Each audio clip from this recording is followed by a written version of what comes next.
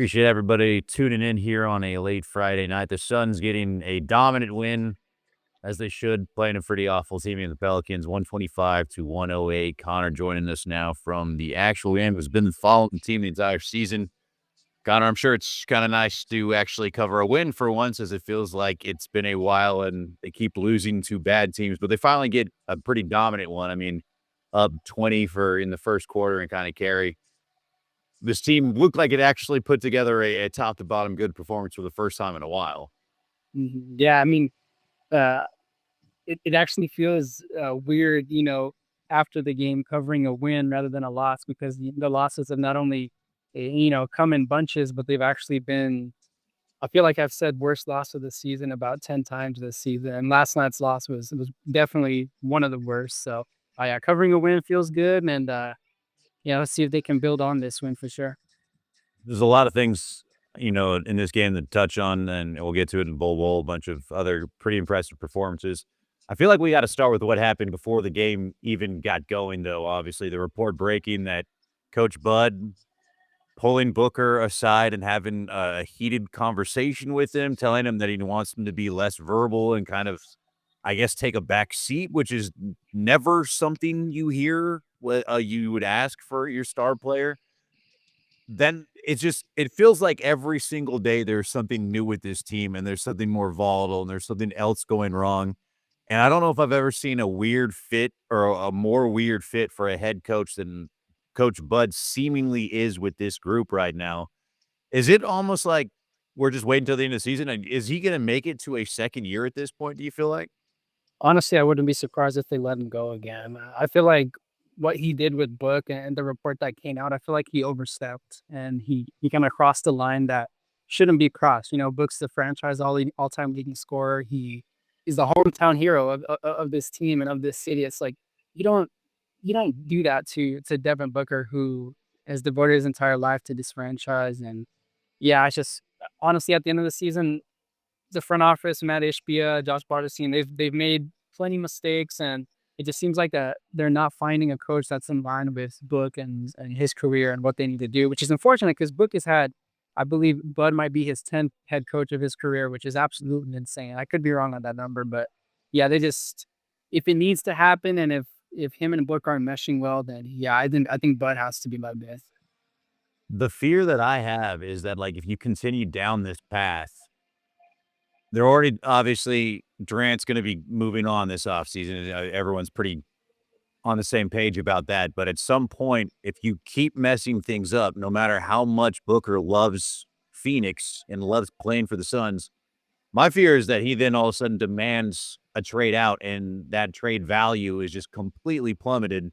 And it's things like this that I feel like begin that and really start kind of unrooting what just 3 years ago felt like a franchise that was really, like, about to be taking off and have an opportunity of having sustained success, and it feels like right now, I mean, it feels like the bottom's falling out, like, on the entire situation right now for him.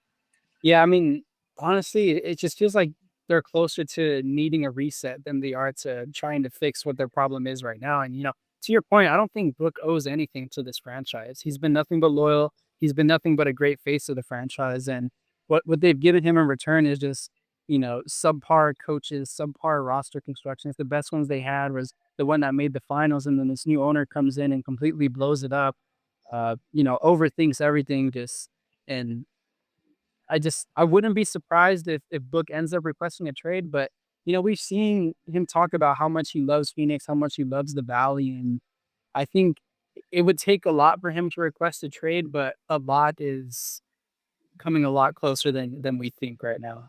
Yeah, it's feels like it's kinda heading that way. Let's get to tonight's game. Like you said, I mean, they needed some kind of something to feel good about, and so, I mean, they really needed this game after back-to-back horrendous losses, but they take care of business tonight. They're up 20 pretty much after the first quarter and just kinda roll from there.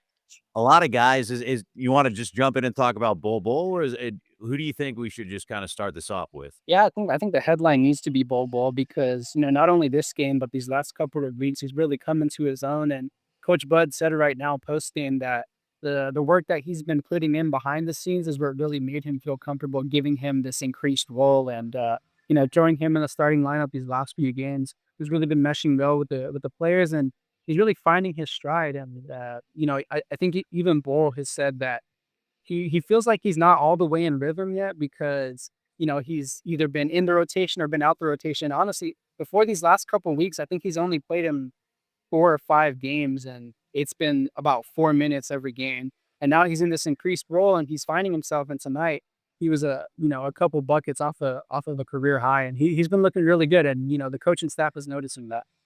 Yeah, 25 points, 5 for 8 from 3.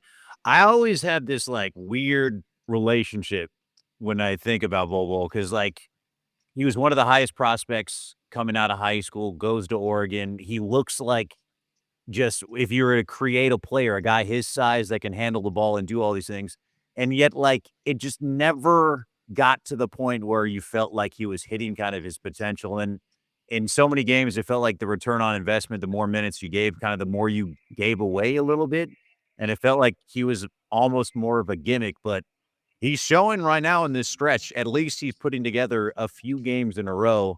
So, but my concern is like, how sustainable is this? Is this something that they can actually like lean on him for a while and kind of build and he can be a piece for the rest of the season?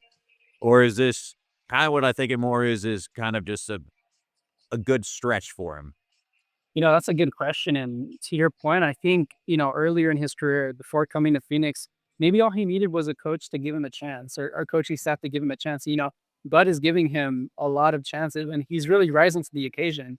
But, like you said, this might just be what it is and it could be just a nice stretch. Or I mean, you know what, this season might go down in flames, but Bull might be hot and Yeah. it, it could be something good leading into the next season or not. And I don't think it's a gimmick though. I think Bull's really coming into his own.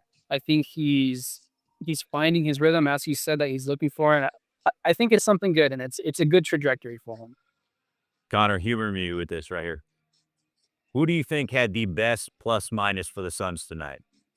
I actually know the answer is Mason Plumlee, but And what is the chances of that? This guy has been getting, it feels like dunked on by so many fans throughout the year. And then obviously when they make the trade for Nick Rickard, like he ends up being kind of the focal point, and he's had some really good moments. Another double double tonight, but Mason Plumlee, what a plus 25 tonight, 6 points, 9 rebounds, 3 assists. Like I don't know where that came from. The plus minus. I mean, maybe he's just in the right rotation, but uh, pretty impressive. Not bad. yeah, I mean he's looked all right. I'll say I'm still not kind of too impressed with the output. Obviously, he might have just been on the floor at the right times as tonight, Sure. but I mean if anything, Mason has been a great locker room presence this season. He's been a great veteran for everyone. There have been some clips circulating about Durant just absolutely yelling at him while they're on the floor, and I think that's more of a result of Coach Bud. Saw that video last night in the middle of a game. That wasn't great.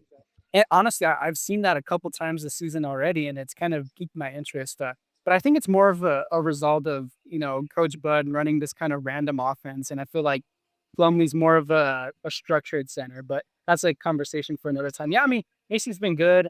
Obviously on the floor, fans aren't gonna like what they see, but he's in there. He's doing the dirty work. He's being a big man, and yeah, I got Mason's been a good presence this season.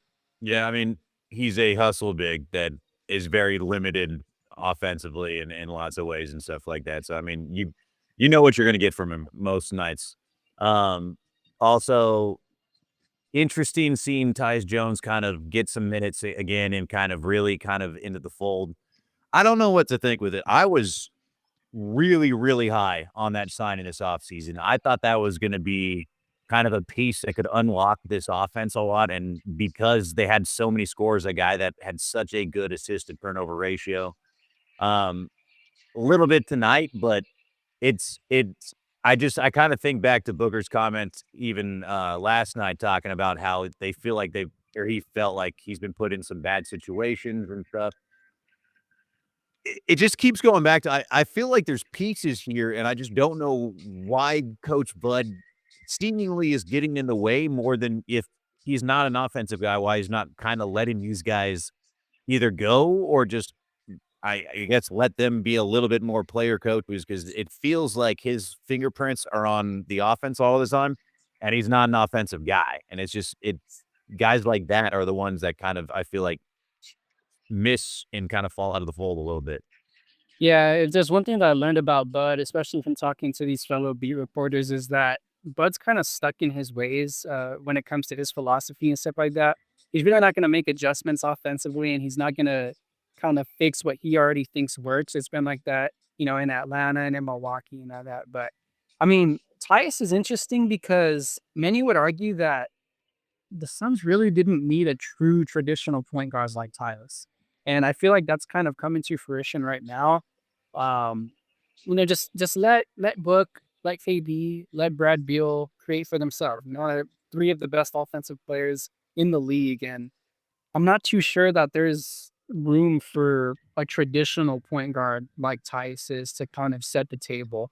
But obviously, he's a great player. The assist to turnover ratio is always going to be something that people are going to talk about. But in Bud's system, I just don't think there's much room for a point guard like Tice, which is why we're seeing him struggle recently. Yeah. You just got a chance to be in the locker room and kinda catch all the post game. Anything any of the coaches or something that really kinda caught your attention a little bit that was kind last few days, it feels like there's been a lot of noise. Is there any that's talking about anything out there?